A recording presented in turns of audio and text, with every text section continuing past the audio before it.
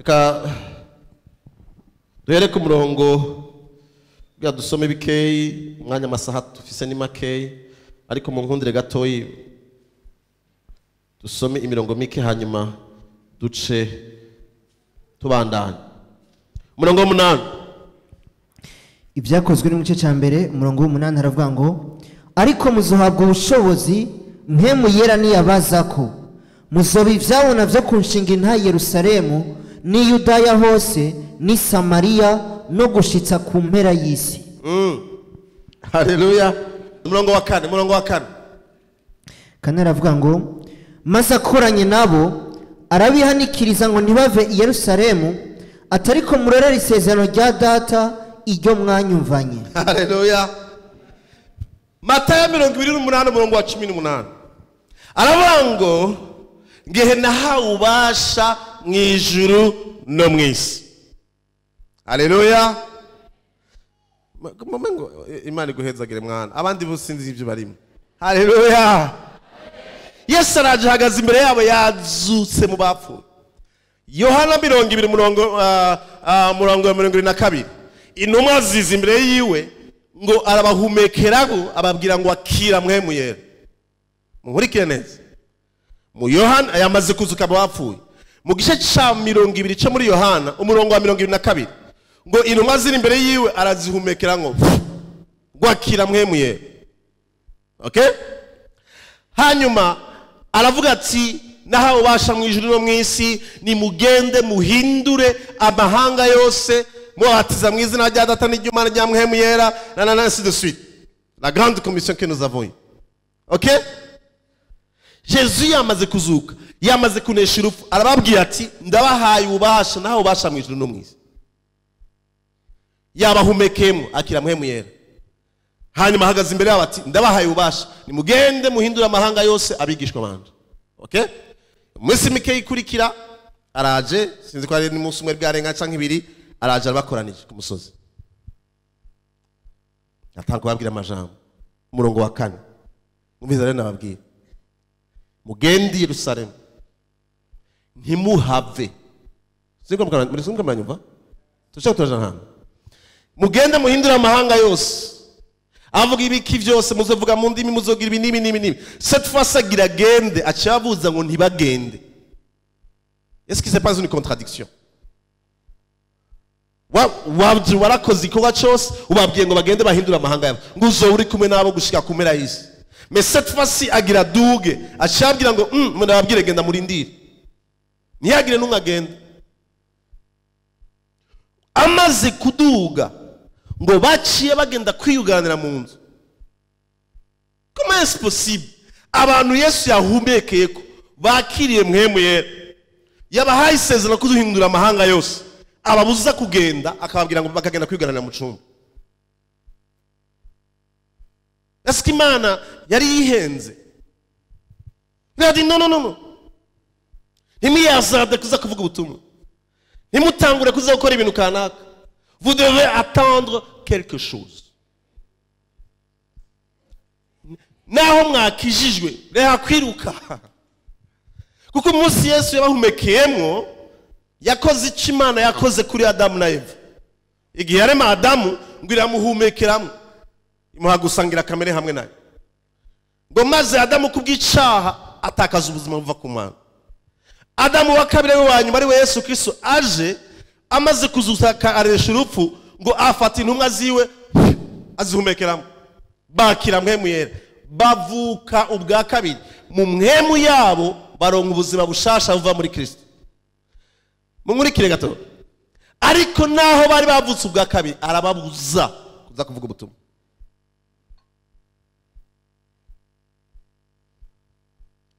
Haleluya. Imana ishimwe ko wakijijwe. Imana ishimwe ko wasomye Bibiliya wayize bize école biblique.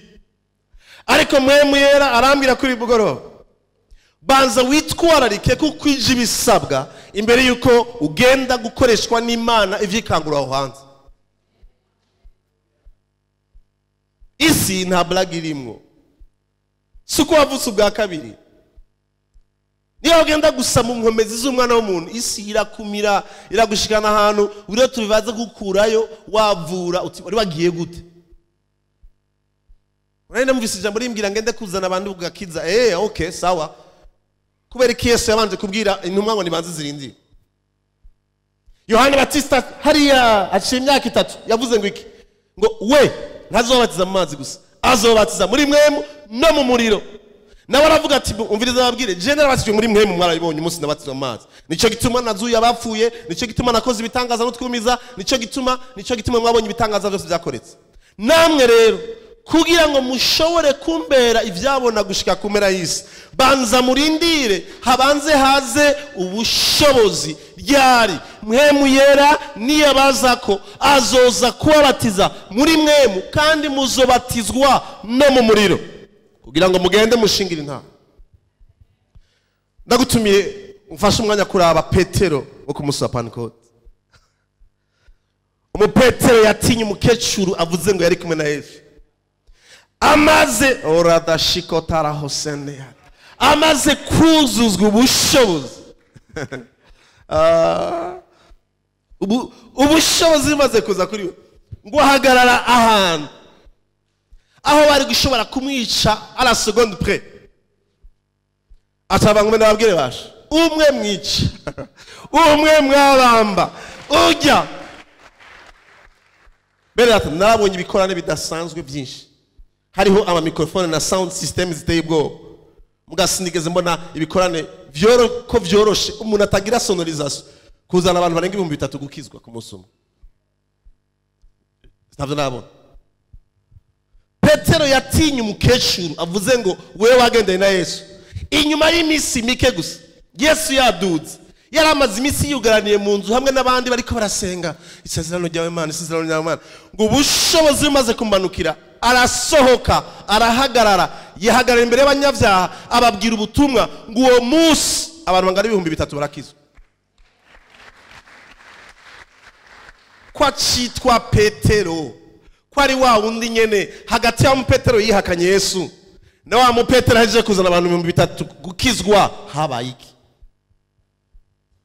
Haleluya Haleluya Haleluya ngo ku munsi wa Pentecote iminsi 50 ishize nyuma ya Pasika ngo bari bakoraniye hamwe basenga ngo baza bumva haje igihinda nk'umuriro ngo maze ngo hamanuka ngo ibintu bisa n'imbeya Haleluya sinzikura ariko mana ndabaraba hari dini rimwe murambona ngo kugira abantu bazoshoye kuja mu ijungu baragenda ahantu hamwe bakagenda rimwe mu mwaka basi bakazunguruka iruhande y'ikibe cirabura najye mvuga mutarizi ntavyo muzi bakagenda ahantu ngo bakazunguruka kugira ngo barabe wasika Imana bemera ndabona kuri aeroport ngo bagenda bambaye impuzu zitafise bagiye ahantu hamwe gucyaha mu barabu kugira bamara imisi bazunguruka iruhande y'ikibuye umunsi umwe ziniyo ko ndayira muri televiziyo ndavuga nti Imana ndagukunda ndagomba gushimira ikintu kimwe kuko iyo wihenda ku munsi wa Pentecote hakamanuka ikintu cy'ikibeya kingana n'isare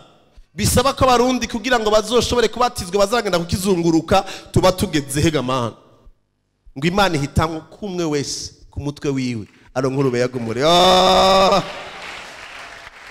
bitanda gusaba ko tuzagenda kota umucanwa wa Yerusalemu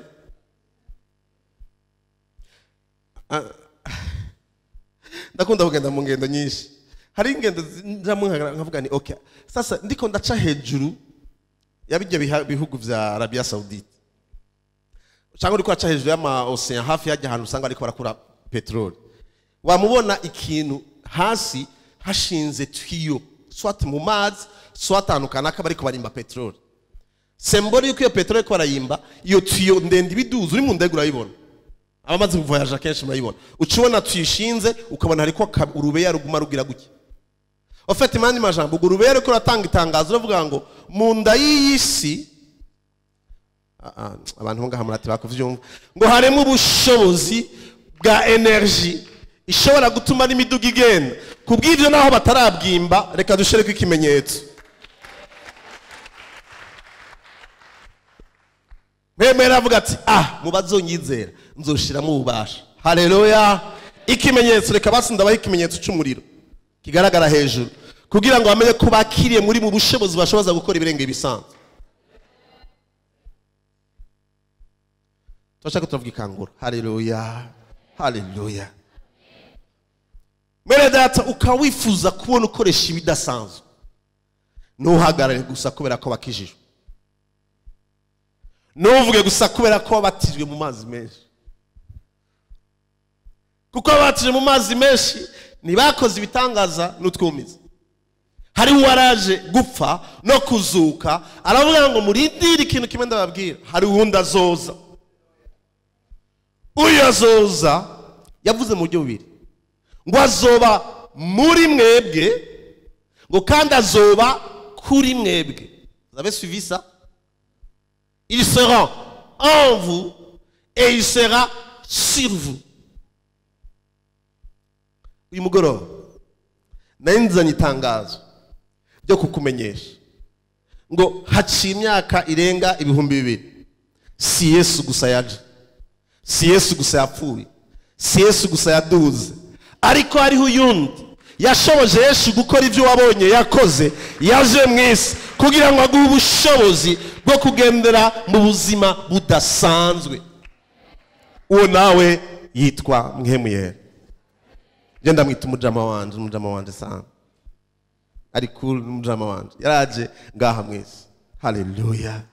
Kugira ngo agutransforme, umunyabwoba muhindura umuhizi, umunyentege nka muhindura umunyenkomezi. Atarogira gusanga guje hariya mwishengero urabashikora ndakadakora adase umaze gusengera umuntu agwaye uyuhagakira.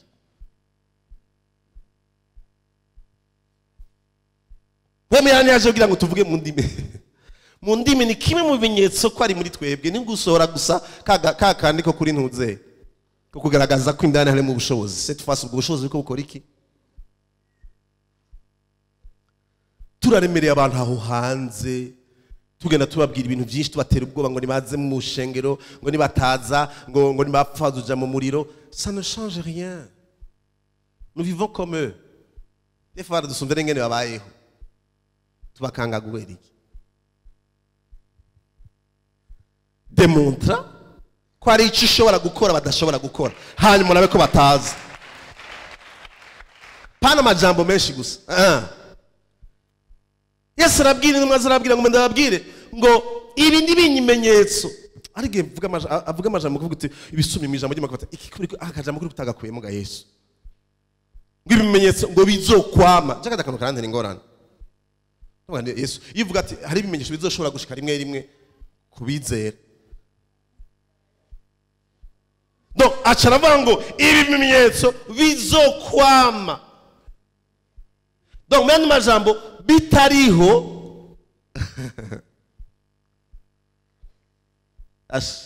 murazi kubona presentation y'abakizwa, umuntu aza kuramutsa ugenda kijijwe, none tubigire iki? Unakunda Yesu cyane nibisanzwe ntusumba abandi bose.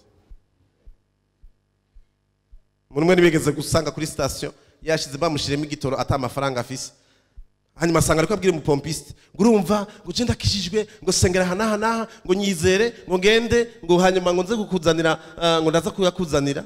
Ambwira muzamva umupompiste amwishuye ngo ivyo gukizwa ni bubitsi jengereye amafaranga y'abandi. Parce que amajambo ariko avuga mu iterabwoba, urazi uri siri kukijijwe ntubivuga, kuko uri muri wewe arashinga intahe bakavyumva utarenze kubivuga. Uko ibwina habwiririkanya n'ibwina.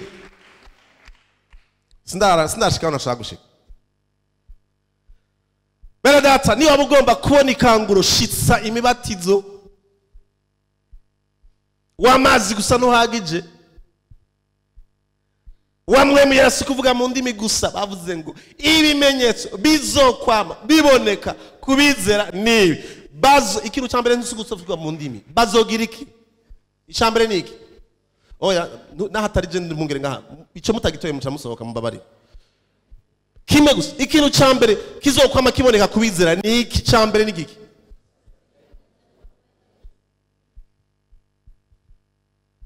Haleluya.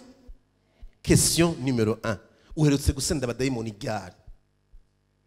Bizokwama pana biza rimwe. Pana biza ko kuvuye muri Jeune Prière iminsi 30.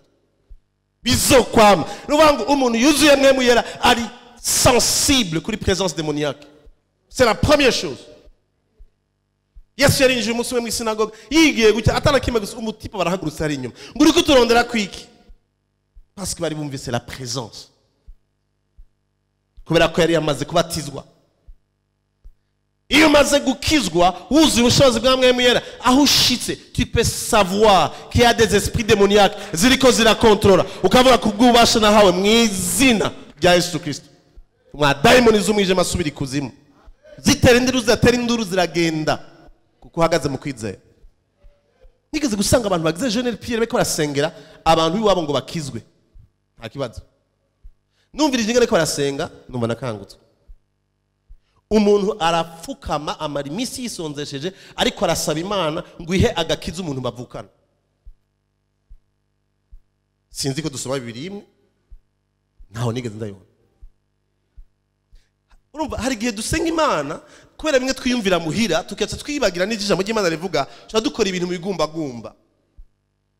Imbere yuko usengera iyo muntu ngo akizwe Imana yatanze umwana wayo w'ikinege apfa ku musaraba kubw'uyo muntu kugira ngo amucungure. Bibiliya ivuga ngo Imana yifuza ko abantu bangahe bose bakizwa. Imana yabishatse mbere yuko birondera. Igituma adakizwa si ukubera ko Imana itabishatse. Igituma adakizwa ni ukubera amadayimoni yamubujije kwizera. Bagendere mu kwizera Imana. Nta muntu n'umwe ashobora gusabira agakiza uwundi muntu agasaba Imana, kuko Imana yagatanze kuva kera muri Kristo Yesu. Nta kindi uyisaba kubera iki yabikoze utarana bayisaba. Mana ndagusabye umpera agakiza umutuvukana. Non, le salut est déjà disponible, Dieu l'a déjà donné. Le problème hari ibintu bibujije muvukana gushobora kwakira agakiza. Ivyo si Imana bifise kubasha, ni ubifise kubasha. Nico gituma hakusengera Imana ngo ihaga kiza umuntu raba nibikimbujije kwakira agakiza nakaboregwe ningeso mbikanaka tegekizo daimoni zimuhumya amaso maze ayuguruka amaso yizera umucunguzi. Sishaka kumbingana umuntu ashobora kuba akijijwe akavyuka mu gitondo umunsi ugahera atirukanye abadaimoni. Abadaimoni si bijya biza ngo umuntu yakano ibiso imwe duhatwa muri televiziyo ngo umuntu abanje kuzavugira iki. No, nta sidi bamwe barabata daimoni yayiteze. Quand tu te réveilles le matin tu dis au nom de Jésus ndatara mu mwembi zose ziko ziratega maxida kwibara baranza gucamwo ndavuze ngo nta accident iza kuba kubwubasha nahawe mu izina rya Yesu Kristo. Wa mwembi ya accident hunga wone umuntu yuzuye ubushobozi bwa Mwemu. Paulo avuga ngo mubona dukenye ngo ariko dutungishije benshi. Qu'est-ce que ça veut dire? Tu exerces l'autorité. Ngo muzosenda abadaimoni, ngo muzorambika ibiganza kubagwaye bakire. Umuntu akakizwa ka myaka 20 30 akijijwe yamahuro n'abantu bagwaye atamusi numara afata ukuboko kwiwe ngo usheke umuntu agwaye. Bibiliya ntiyavuze ngo uzokiza umuntu agwaye. Bibiliya yakubwiye ngo uzorambika ikiganza cyawe ku muntu. Turakunda Yesu, nous obéissons à Jésus. Il nous dit de juste mettre la main sur une personne malade, mais on ne le fait même pas. Et on dit qu'on aime Jésus. Ibimenyetso bizokwama biboneka kubagiziki pana kwa pastor kwa apotre no kubizera nibarambika ikiganza muri obedience y'icyo ndababwiye abo bantu bazokira. Niba wamurambitse ikiganza mu izina rya Yesu Kristo ntakire ikibazo si cyawe wakoze icyo wategeza gukora. Mugabo kutamurambika ikiganza nukutumvira ivyo umwami yavuze ngukora. Aro umuntu akaza kamara iminsi ngaho kamusa urabashiko tarahoda Syria na kotarahoda sen umuntu akagwara umutwe iruhande yiwe ntashobora kuramvura ikiganza kandi bitavuzwe na pastor na apotre byavuzwe na Yesu ngo bazorambike. Ikanguro ntiritangurira kubera ko twabonye abantu baguye hasi. Dine bisanzwe cyane gose. Ngo naho bazonywa icica. Navuze ngo nibakibona bazocamenya ko cica. Naho bazonywa icica niba kizogira ico kibagira naga toyi. Ni Yesu yabivuze. umuntu amaze iminsi mu gakiza, haleluya, diacre pastor naka akaza yahora yagera kwa pastor Kevin akamubona apotre Kevin murambabarira amubonye akacimubwira ati akamuramutsa akamusukira amazi mu kirahuri akamuhereza akacavuga mu ndimo rabashiko mukozi w'Imana arampaye amazi, haleluya, akanywa. Hanyuma agenda mu nzira ipinika mutobokana, hanyuma akabashitsa ahantu ruguru agaca asanga ahantu honyene ashobora kuronka amazi yo kunywa n'inzu y'ivyatsi iri mu munyokuru atamenya afise. Umunyokuru agaca afata amazi akabona umuntu yafise inyorata akamusukira mu kirahozi nka kumwe kwa apotre yagize. Yamushira ati mwana kira ndabona kunyotewe. Wa mukozi w'Imana agaca abanza akaja kwiherera. Agaca humiriza. Radish mwizina rya Yesu ibi birozi byose ibyo bashizemo ndabihumanuye kubwo maraso kutabisenze igihe pastor Kevin yaguhikirahuri.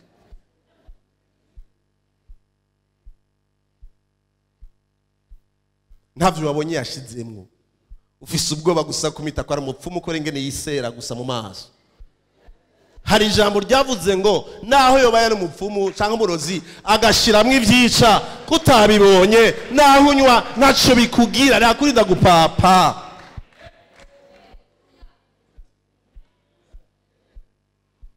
Kubera ko papa uhura n'agasirikosasi gusa akantu gusa n'umuzumvuna gutelefone mu ijoro 3h du matin pastor ngaha dufise ibibazo. Umukristo afise telefone yawe 3h du matin ngo numva ibintu biriko banyiganyiza hejuru ku mabahati. None Imana igira guhe match n'abadayimoni nimba abadayimoni birukana. Bene tunabwiza ukuri aba pastor ngaha nimba ari makosa apotre amankosora ntitukira barewi. Nikura abaherezi binjira hera twenyene. Umenga hari ibintu tuvugana n'Imana abandi batazi. No, twese twinjira hera cyo kimwe kubwa amaraso ya Yesu Kristo.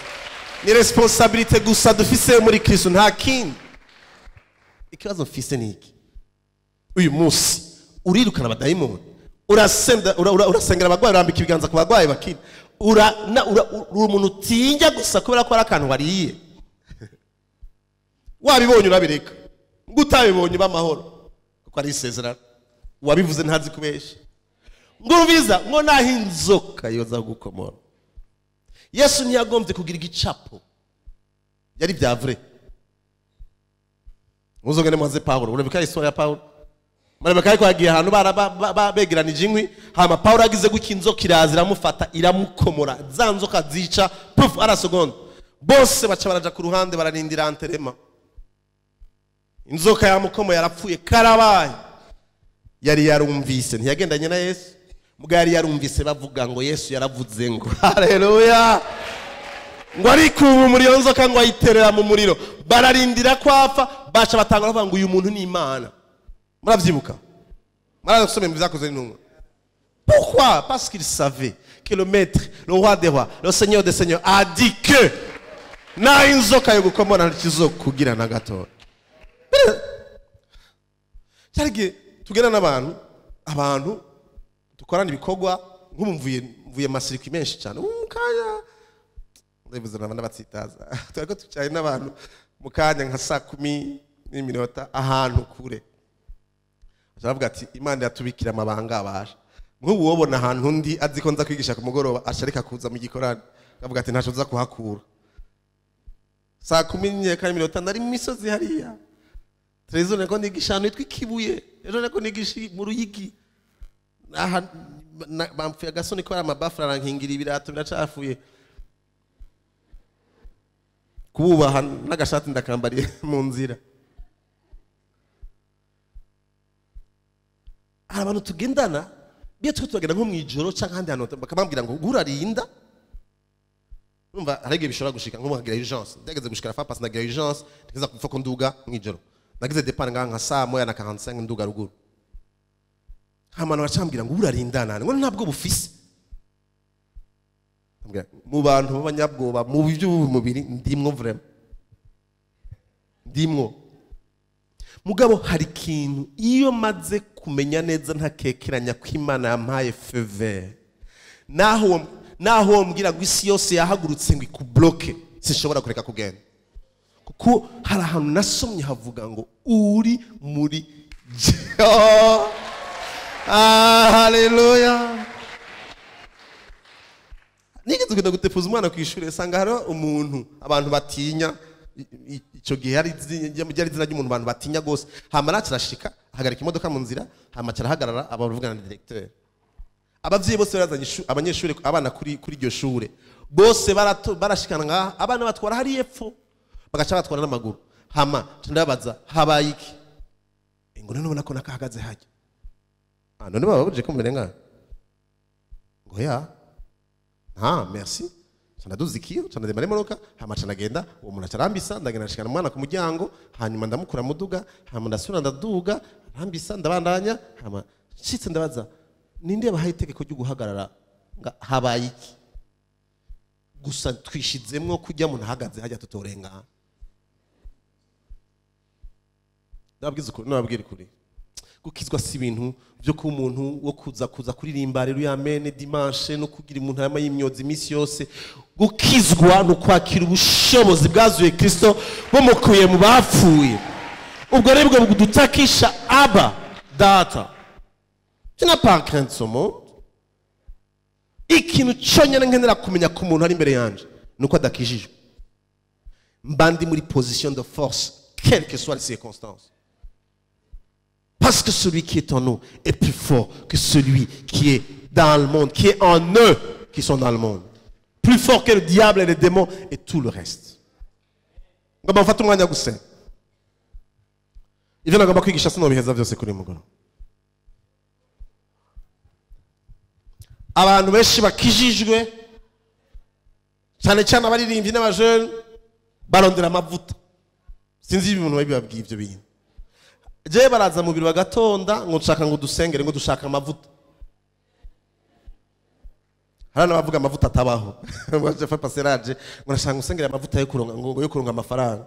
Ndavuga nti mana yanje we. Aya mavuta je ndazi yuko ari yo kumbwira yuko mbyuka saa 11 mu gitondo hanyuma nkaja gukora hanyuma amafaranga akaboneka. Ntawe ndambitse kiganza ngo acakoro kava mu ijuru. Parce que ndagomba gusaba ikintu kimwe tuvugane ikintu. Dufise abantu cyane cyane abajene bakeneye onction. Anointing. Hallelujah. Uyu mugoroba sinaje kubaha cyangwa kubasengera ngo muronke amavuta. Kuko nizera yuko amavuta murayafise. Hallelujah. Marabonye umuntu afise amavuta meza y'igitangaza ya huile d'olive yaguze amafaranga menshi. Aca agenda akazana ikiraya kagihwata. Agaca avuga kuko mfise amavuta. Agaca ashira ikiraya ku isahani, agaca asuka ko huile d'olive, agaca atangura gukatagura kugira ngo afungure. Bon, birahabaho peut-être, je sais pas. Ndiko mvuga ikiraya sinavuze salade.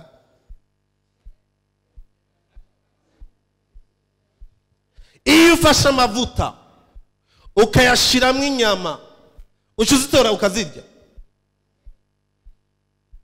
urafise amavuta urafise inyama nizo kurya. Eske rufata inyama ukayikata ugaca ufata amavuta washaka ugashyira mu isorori cyangwa mu isafuriya hama ugacikoza mu mavuta hanyuma ugaca ifungura.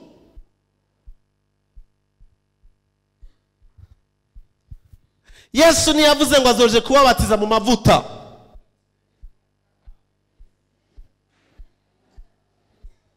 Uko amavuta ari muri mwebwe kuva umunsi mwizera Kristo n'amukisa bugingo bwanyu kuba kuvuka ubwa kabiri.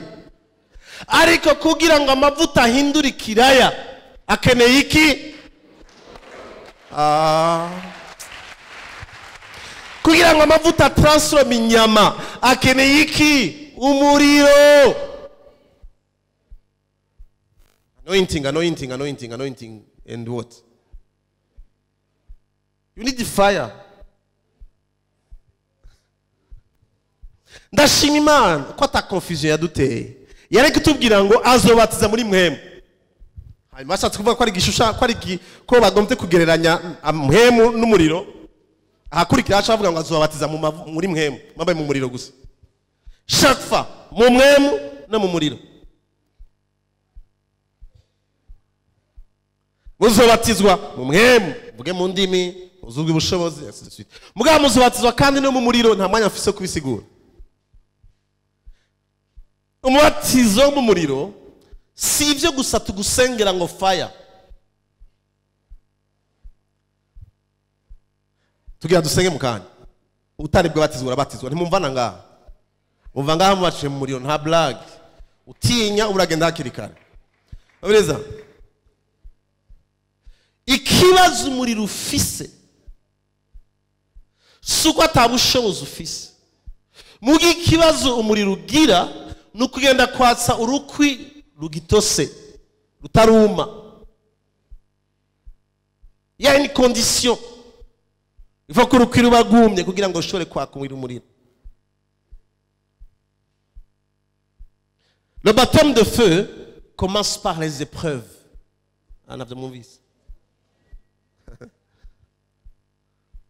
Imana kugira ngo iduperfectione dushikane ku rugezo dushobora kuba abantu bigitangaza dutegereza kubanza guca nangira mvuge mwe by'igisirikare ubo bagubanza gucinya kazu askutera nga basasheme nyeka bakizwa baskuti ntibakizwa canke mukizwe muca mukizwa n'ubuskuti je nitwa ho signor vende muskuti iyo ugiye guca toteme banza gucisha hane mbere kwaza gutwara ku muriro banza kuzana kuzungukira ugacana ukagira épreuve kugira ngo ushobore kwakira umubatizo w'umuriro ubanza gukanyugwa ugakugwamwo kamere n'agafyinyi ko mwisi wavanyeyo utarakizwa. Haleluya. Abantu bagira batizwe mu muriro uyu mugoroba si bazo babatwe mu muriro uyu mugoroba n'abantu bahejeje épreuve yo gutegurwa kugira ngo bashobore kubatizwa mu muriro. N'abantu bageze ahantu baribaza bati Imana nasenze yagiye wari muri épreuve naho yari yagiye yari yagombye kugushishana ahantu kugira ngo banze uce muri test irabanza iragukanyura irabanza uraca ahantu ugiye kwaka umuriro mugahara ahantu uvuye ntagafyinye kakirimwo icyari cyose wahuye naco hari cyo wahuye naco kikugerageza kugira ngo gikukuremo agafyinyi ko muri nosi maze ube prédisposé kugira ngo uzure ubushobozi. Hari ibintu Imana idashobora kugukoresha igihe ukibaye mu buzima busanzwe. Pasa nangeje umwanya ngana gute? Nangeje umwanya mwinshi. Okay. Mumbwiye cyamagarikiranye naco. Haleluya. Haleluya. Abantu ngirambwire muri uyu mwanya muza kuba abantu muryohe kuri mugoroba. Nabantu mwari mumaze iminsi mufise ivyo mwidoga mwitwaza. Muramaze kumva umuntu afise ivyo yitwaza. Ari abantu bashaka kuza kundaba muri biro akaza ni yahinduye isura unashaka mufashe tugufashe ikiberi gukora ko ndi impfuvyi dufashe umuntu yatomboye nkawe impfuvyi nta bantu batomboye kwisi nk'impfuvyi siyo bahisemo kwica abavyeyi ba mushiye mushavura naje ndi impfuvyi. Umuntu atari impfuvyi Imana imubera se ari uko yizeye Kristo umwami nukiza ubugingo bwiwe. Banza munyumvirize umuntu atari impfuvyi ngo bamwizeye bose yabahaye ubasha ariko je nasomye ahantu Imana ibera papa abantu batarinze kwizera ngo kuko Imana ni se wiki none umva abantu batatomboye Imana ni se batararinda no kwizera. Na Yesu sinzi ndisura kumva bavuga Yosefu kuva afite imyaka 12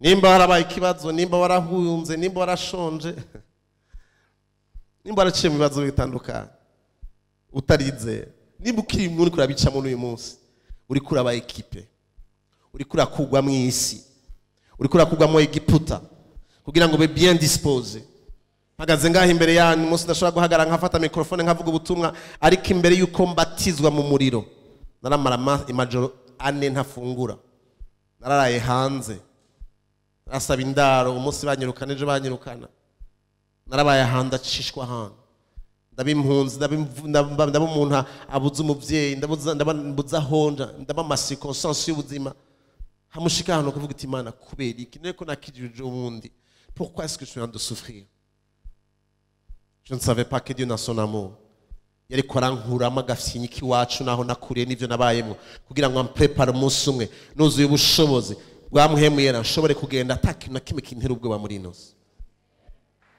Hari abantu mutariko muraryoherwa ariko ndimo nimwe ndikabwira reha gutanga excuse. Yesu nta kintu na kimwe bumukangisha atahuye naco. Kujya kubabara gusa, kujya kurenganywa gusa, nazi ngene bamwihakanya atacaha na kimwe yakoze. Kajya kadurere gusa ufise ahantu mu mubiri urazi imisumari kuramushishagura mu mubiri wiwe. Urumva rero je ko rako narahunze urazi guhunga udafise n'umwaka bagushize ku mugongo bakujabuka nuva muri Israel uja muri Egypte. Niye excuse ufise ubwira mwami Yesu ngurumva igituma ntagukorera ngo urabona biragoye ngo hari ibintu bitagenda neza ngo bene ndakugiza ukuri ico uri kuracamwe cyose niyo warizeye Kristo yamukiza ubugingo bwawe kiro kiragukuramo agafyinyi kugira ngo witegure kwakira umuriro uhinduke nk'uruhiri ruhiye maze wuzure ubushobozi ugende uzana amahanga yose guhinduka. Abasirikare dutinya bakomeye ba berevere ntibaza kubahera berevere ngaho muri quartier bari kwarasirikira babakura hamwe wandi bari bakabatwararira mu ishamba bakiruka bakabatega imitego kugira ngo baprepare kuba abantu bazogenda hanze bagashobora guhangana n'amasirkonstanse yose y'ubuzima. Bakwidogera ivyo kurahura navyo vyose kubizera Imana bifataniriza hamwe kubazanira ivyiza. Haleluya. Rero kugira iyo niyo ntango y'umubatizo mu muriro. Hari ibibazo utari bwigera uhura navyo kandi utarakizwa. Urumva ngo ntarakizwa ngo sinabara amafaranga, ntarakizwa ngo bari bari data. Umunsi ukizwa nawo muvukana barakuravya babwira ati ntitukuzi.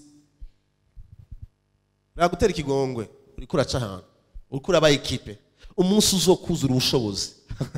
Ndavyibuka igihe nakije abantu bose umuryango bantaye batanyemera ibintu byanje gushika babandikiranira makete bakandikira abo tuvukana bari hanze ngo Dieu yaragwaye mu mutwe. Ndavyibuka umuntu dupfanikina ndaba mu maso akambwira ngo Dieu tu seras en vaut rien mu gifaransa. Ndavyibuka bama ma condition y'ubuzima ngo ntayakoze sinzosubira gushora ku benefits y'ibamfasha nkahitamo gukurikira Yesu. Ndavyibuka ngenda gusaba indaro muri Tropicana muri université njyama nimukanja handi ndare gushaka kugenda ahantu kana nkayironka indaro kubera ko nagiye muze gukurikira Yesu. Ndavyibuka ntekera agakabutura mu isashe ngiye kubatizwa kugira ngo ntihagire n'umwamenya ko nabatijwe kubera ko tanumwe yashobora kuntahura. Ndavyibuka ngenda sonza ntagira ico mfungura kagenda nkarindira umukozi wo muri hajya kuri Vendora Victoire ateka nkamuha sanfra tukagenda kwicarana mu gikoni akangaburira. Ndavyibuka ariko ndaca ahantu bampa visa yo kugenda kuri Buraya ngende kubana na cancer. Imana amaze kumuhamagara nkavuga nti sishobora kugenda bakambwira ati nibwo wanse kugenda ntaco zosubira kugufasha. Ndavyibuka ahisi yose kugira ngo on t'aime plus, tu n'es plus de notre, ntidushobora gukopera nawe. Imana ikakureka igacaho hantu ikagucisha amasirkonstanse igaca hantu uwarashobora umuntu akazana kado agaha abantu bari ruhande yawe ntuyironke ubibona. Ndavyibuka agaca hantu kibazo ati mwami noye ko nagukurikiye ko bavuze ngo mpebe vyose ndagukurikiye no kumengo nta kigenda. Ndavyibuka mugabo igihe cyose wihanganye ugashika hantu kugihe gikwiriye umuriro uramanuka uva mu ijuru. Haleluya. Kandi uwo muri umaze kuza ubuzima ntusubira ku bukwe bwari bisanzwe. Ndavyibuka ngenda kwijabe hari kuwa gatandatu ku mugoroba hari gikorane rene masasa yaje kwigisha ndi mu bajene mu gikorane cy'abajene. Ndavyibuka ari kwigisha ku muriro sabwire numva umuriro mwavuga Mana maze imyaka ndagukurikira kirato caratobotse singira impuzu mpindura nta kigenda none ga Mana vyukuri n'amashure yahagaze byose byapfuye Mana none ni ibinyene kugukurikira mwankumva mutima ndaremye. Uyo munsi aravuga ngo umuntu yifuza kwakira ku muri wa mwemuyera natere ntambukaze hano imbere.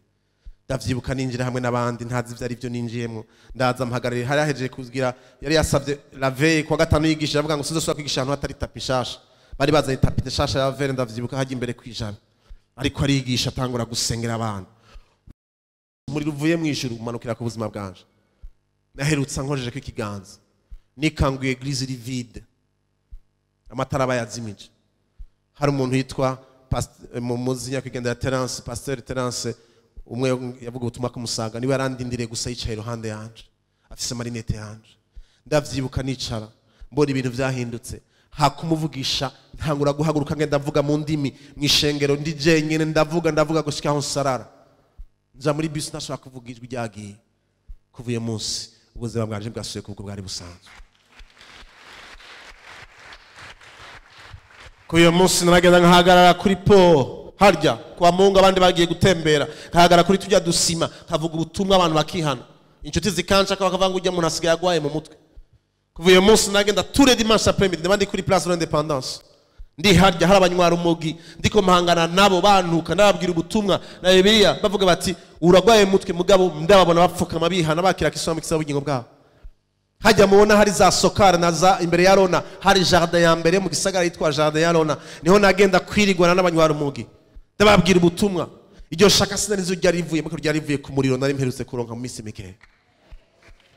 Ndavyibuka nca muri bisi yo kuja mu Rwanda aho ngena nicaye nshitse hajya gusa dushitse Bugarama ngaca mpaguruka ngaca nja hajya kuri levier ya vitesse muri bisi nkavuga ubutumwa abantu bakandara nk'umusazi nkavuga ubutumwa tugashika kakanyaro tugiye kugisha ama passport ndiko ndihanisha abantu bumvishije ubutumwa muri bisi.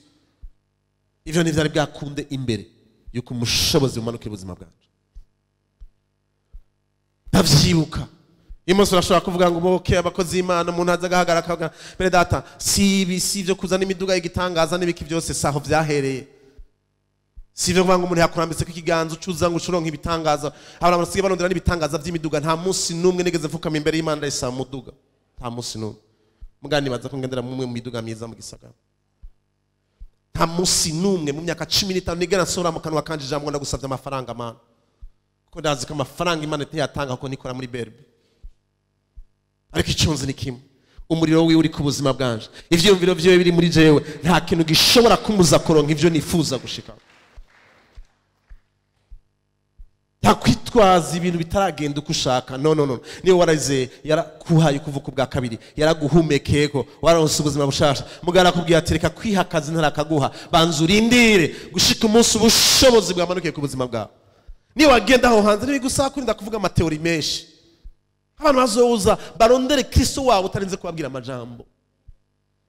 Idini ruzi abantu barakiza bagakira du club twa Yesu ashimwe. Bamaze kumva club ya Yesu ashimwe. Umuntu wese agura ngo Yesu ashimwe. Iyo ndamutse mwayikuye ko atabatwaye sabe muri bibiri. Kugira gusa gupresenter hakirikara ko impressionner hakirikara yakoye kuri pastor Yesu ashimwe mukozi Imana. Ukazobona umuntu aje muri biro ngo Imana ishimwe ngo maze imyaka myinshi ndagusengera ngo ndabisengera kugira ngo tubonane ngo reka tubanze dushima Imana. Simpumirize uvuze gutyo. Arige naho umirije nasanze banyivye. Kubenshi n'utuntu n'ubw'uwescro babashizemo ibintu bya Yesu ashimwe na rero amen. Vuga nimba ari Imana gutume ndabimenya itarinze kumbwira Yesu ashimwe. Cyangwa utabanje kumbwira ngo ari simvuze ngo Yesu ashimwe nimba ndayivuga cyane naje. Mugabo ifupa kuyikoresha nka code kugira ngo bakwemere.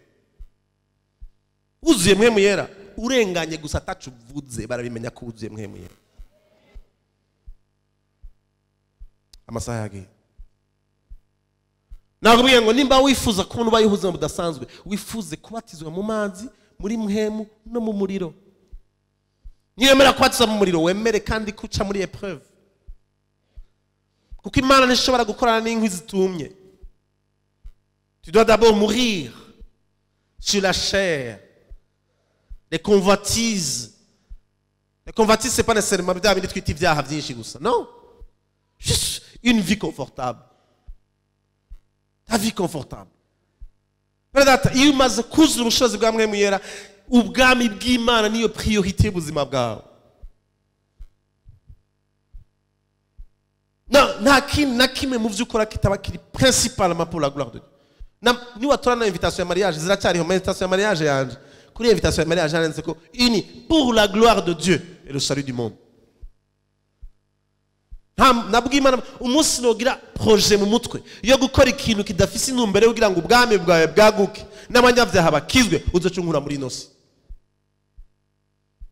Sinda kuvuga ivyo nkora byose, sinda kuvita ngo haleluya amen ngo Yesu ashimwe. Oya.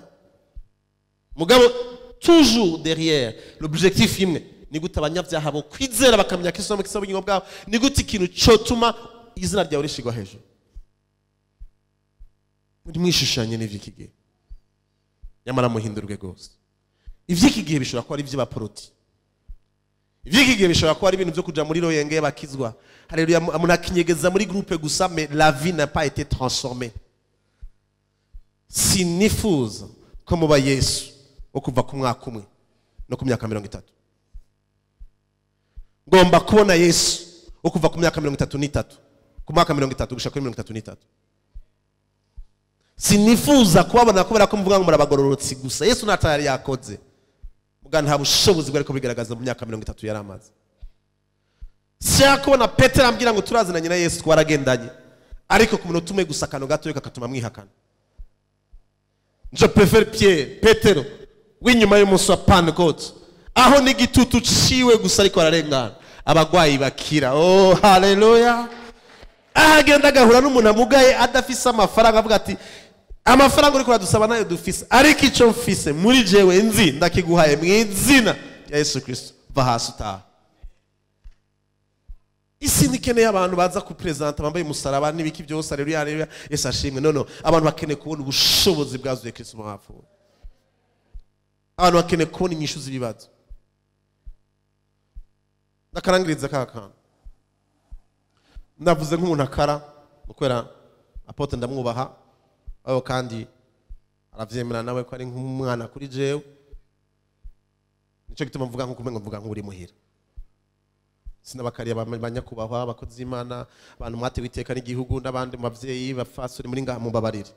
Nitwasura guhura ntuzobe ngo ndashize isoni, niko mvuga ariko ndavuga ubutumwa bwiza. Ariko namwe ndabwira ikintu kimwe, reka guhenda abantu mu bana badakijijwe ngo meze ico kimwe. Reka guhenda abantu mujana muri bus ngo mufise ingorane imwe y'amafaranga ya bus. Reka guhenda abantu mwicana muri class, urabizi ko bataravuka ubwa kabiri, ngo mufise ingorane imwe y'umu professeur mudakunda. Yakubwira abantu mukorana ku kazi ngo meze ico kimwe. Urazi ko ari umunsi hazovuga inzamba mwari mwicanye muri bus bakubure, kandi mwari mwicaranye, mwari muryamanye mu gitanda muvukana, bakubure udisparese muri seconde imwe bakubure. Urazi ko ari umunsi uzoba uri kumwe nabo ku kazi basigara ngo impuzu zabo zasigaye aho wicaye. Ni bande bavyizira ko umunsi umwe bizoba? Kubera ikubwira abantu mubana ngo meze ico kimwe. Umutari kurabahenda wowe, uri kurabahenda uko babwira ngo ntumeze ico kimwe naho muri amafaranga amwe ya bus, ntimumeze ico kimwe. Ikintu kizotuma uhindurwa mu kanya isase ukamusanganira ku bicu ntazokikurungikira je, kiri muri wewe kuva umunsi wizera. Ubwo bushobozi buri muri wewe. Kubera iki ugomba kuba buzima muri ordinaire? Tu n'es pas ordinaire. Tu dois vivre une vie extraordinaire. Yaguhenda abantu ngurira baco kimwe n'abandi. Tu n'es pas, non, tu ne peux pas vivre dans un monde naturel. Parce que toi tu opères dans d'autres lois qui sont surnaturelles. La loi de la foi ne marche pas pour tout le monde. Abantu bose bashobora kwizera ngo bigende nk'uko we vyigenda, kuko wewe ufise imbuto y'Imana yuko wewe waravuze cyane megisha. Wewe iyo wizeye kuko umugororotsi abeshwaho no kwizera, utari umugororotsi abeshwaho n'ibijumbu n'amateke n'amafaranga. Mais toi c'est différent. La foi te fait vivre. La foi c'est quoi? C'est une ferme assurance de la parole que ce que la parole dit, c'est vrai. Tu n'es pas normal. Umuntu asanzwe. Umubiri wawe uzohindurwa mu kanya isase kuko kwizera. Mu minota 5 gusa. Sisenga umwanya muremure. Ndagomba ngo ikiri muri wewe kubw'ubushobozi bwazuye Kristo mwapfuye gikomunike n'amavuta ari kuri wewe vyatsa umuriro ku buzima bwawe. Et que tu ne sois plus la même personne. Pana gusabura bana Imana ishimwe kuvuga mu ndimi. Gari abana vuga mu ndimi akibaza ko ari ibintu mu ndimi sinzi ko mubizi byari byo kwenyegeza. Kwenyegeza inkwi twe twatetse ruguru. Cyangwa guhuhera cyangwa kakane baragira gucya kugira ngo inkwi zake. Hajya no kuvuga mu ndimi. Mugani vyagarukira aho gusa bimaziki ibyo kurya bitahiye. Ta vie n'est pas une vie ordinaire. Alléluia. Hari abantu batanguye kuvyumva indani muri bo. Haleluya. Igihe niko ndavuga abantu batanguye kumva ibintu biriko birakora. Aha. Mwe muyera ntabangaha, mwe muyera ntaba mu kuguru, mwe muyera baha. Sije ndabivuze. Yavuze ngo imizi z'amazi y'ubugingo zizokwiruka ziva mu kuguru canke mu mutwe. Iyo uvyumva uravyumva aha. Tu le sens. Nigihe niko ndavuga abantu mumva mese mengo bafise ibintu mengo birabaremereye mu nda, c'est lui. Ariko aramera nka ya thermomètre ya mercure. Murayizi ya thermomètre ya mercure. Ya thermomètre imwe akantu ntavyo muzi mwebwe. Nasanze ayifise mu isakoshi umunsi umwe nzoyizana. Agatermometre karimo utuntu mengo ni utwuma indani mengo turi kide twa mercure. Badushiramwe ururugu gutya ushize mu kwaha uko ushuha niko iyo mercure igenda iraduga. Mugabo hejeje ukagira gutya cyo dusura tukamanuka. N'ubu mpemu yari muri we ameze nka muri kajya ka mercure ko muri kajya gatwe ka kijya ntuze thermomètre arindire kubiza gusa. Bisesekare bive mu mpemu, bisesekare mu bugingo, bive mu bugingo, bisesekare mu mubiri, nabo bagukikuje batangura kuvyumva yuko utari umuntu asanzwe. Parce que tu as la puissance qui a ressuscité de Jésus d'entre les morts, qui opère, qui est en toi. Il sera en vous et il sera sur vous. Dawidi navyo yigeze amenya ko mwemera aza mu muntu. Eliya navyo yigeze amenya ko mwemera aza mu muntu. Yaramuza ko kabushungwe hanyuma kagenda. Ariko uyu munsi yaraje ngaha mwisi. Haleluya. Kwa Mungu twariko turibuka kuza kwiwe. Niho ishengero ryavutse, la plus grande institution, la plus puissante sur la terre, c'est l'église. L'unité de ce corps, c'est le Saint-Esprit qui nous rend un. Et c'est lui qui opère en nous. Icyo ugiye gukora ko cyose niba ariko ubwo bushobozi bukagaragara mu buzima bwawe kiraronka umugisha. Haleluya. Icyo ukora ko cyose, tu peux être à côté udandaza itomate iruhande y'abandi izawe zigugwe gusumba iz'abandi. Pourquoi? Parce que ari ubushobozi burengeye bisanzwe. C'est ça. Nagomba ngo ntususukwaho ko wari usanzwe. Nagomba dusengera abantu bafite icyo biteze kuri uyu mugoroba. Nimba ari ikintu wifuza witeze mu buzima bwawe mu buryo pana bw'ibintu bikenewe, no, ubushobozi bwa mwemera, amavuta y'ubushobozi bwa mwemera, avuga ngo umuriro wa mwemera manuka ubuzima bwawe aho wicaye uve hasi.